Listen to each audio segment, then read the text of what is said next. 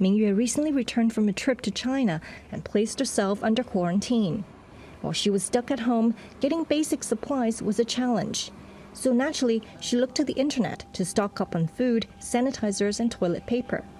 Now, despite her quarantine being lifted, the coronavirus remains a concern, so she's going to continue to shop online. Supermarkets are so crowded, especially in the checkout line. People are standing so close to each other. I think it's a huge risk for infection. Her preferred online shop is Lazada, which is owned by Chinese tech giant Alibaba. The company says its grocery sales have tripled since the coronavirus outbreak. But consumers aren't the only ones flocking to the internet. Earlier this month, the government postponed 3 major trade shows. And now some of the retailers that were supposed to attend are setting up digital shops for the first time. Many of the brands and sellers have already prepared stock and ready to liquidate or sell this product. And so we're actually running the biggest online tech show that we've ever planned to make sure that we can help those sellers and brands to have a channel to engage with the customers and make the sales that they're looking for.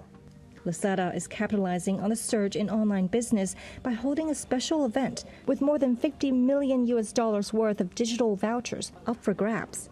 Shoppers can interact with sellers through live streaming sessions. Yeah, so especially if you have an elderly at home during this season, I think it's time to invest and just buy some for the health. As consumers fill their baskets, logistics companies are working round the clock to deliver the goods. This is the biggest delivery warehouse in Singapore. It's responsible for sending over 1 million parcels per month for the region's biggest retailers.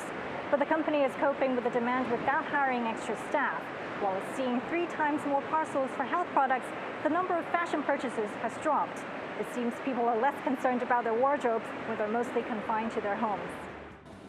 E-commerce companies expect consumers to keep splurging, but manufacturers in Southeast Asia are struggling to keep up.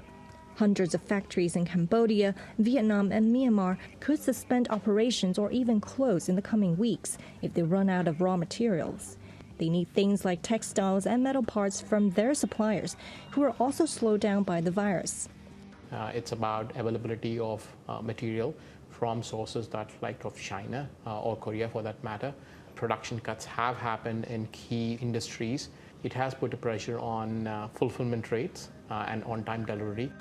Mingyue says she has experienced some delays in receiving deliveries and has been refunded for items that were temporarily out of stock. But she's just glad she can avoid the chaos outside. Sandy Huang, TRT World, Singapore.